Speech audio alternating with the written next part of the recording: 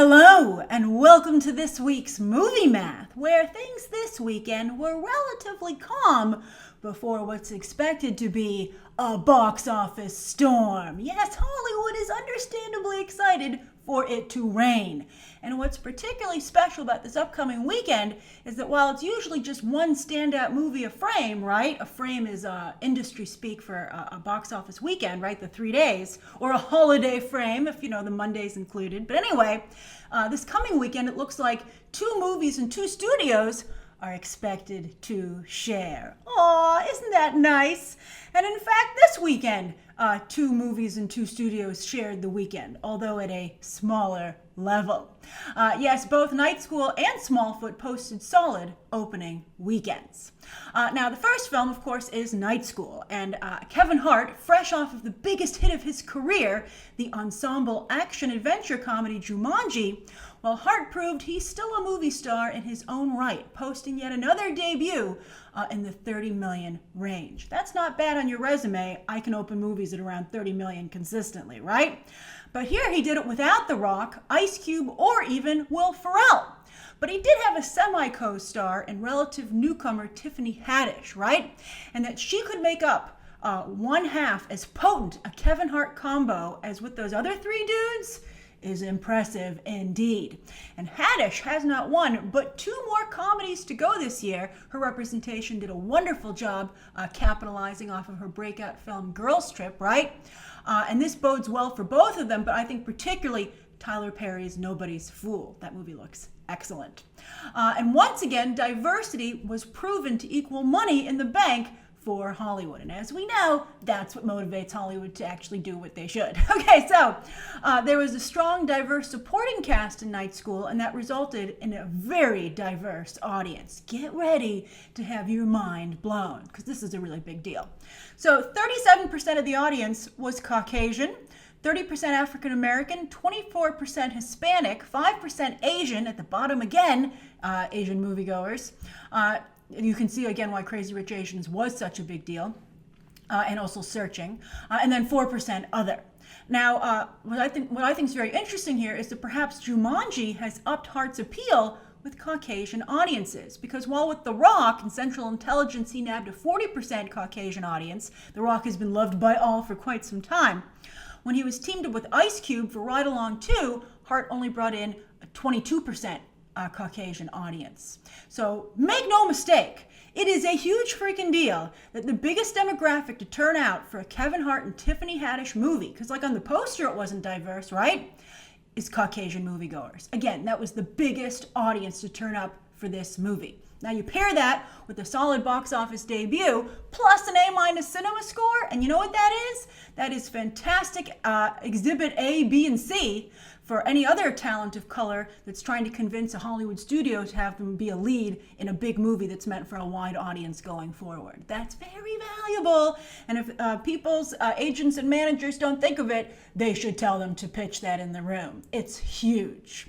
All right, then over at Warner Brothers, the studio is determined to get their own animation shingle off the ground. These days, thanks to computer animation, anyone can compete and often does, although Warner Brothers is admittedly towards the back of the animation pack. But Smallfoot was an encouraging, albeit small, step forward. Also getting an A- from audiences, Smallfoot reps WB Animation's biggest opening by a smidge, but it's still the biggest one outside of their Lego movies. They do good work. I liked Smallfoot quite a bit, and I liked Storks even more, by the way.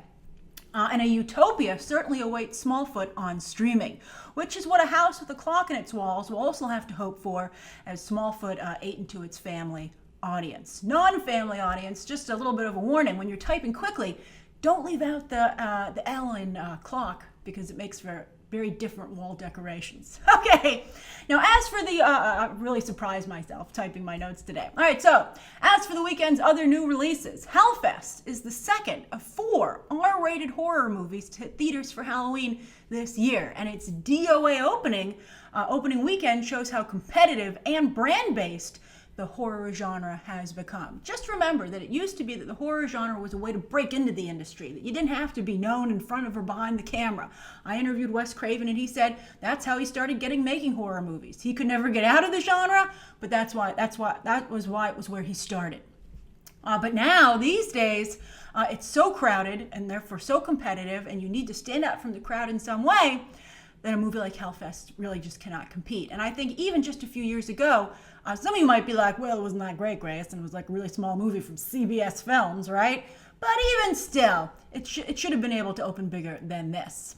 Then 2018 logged yet another hit documentary with Free Solo, boasted the best per theater average for a limited release of any movie, not just documentaries, this year, unseating 8th grade. I told you 8th grade would be unseated very quickly, and I'm sure that Free Solo will as award season heats up and we get more and more hot movies in limited release. But still, it doesn't undercut 8th grade's accomplishment nor Free Solo's. The documentary Oscar this year is going to probably be, for the first time, a competition that a number of mainstream moviegoers actually pay attention to and have likely seen, or at least a number of people have seen the competitors. Exciting stuff. Who would you be rooting for so far if you've seen these? I've only seen 2 of the 3, and I guess I'd have to go for RBG for obvious reasons.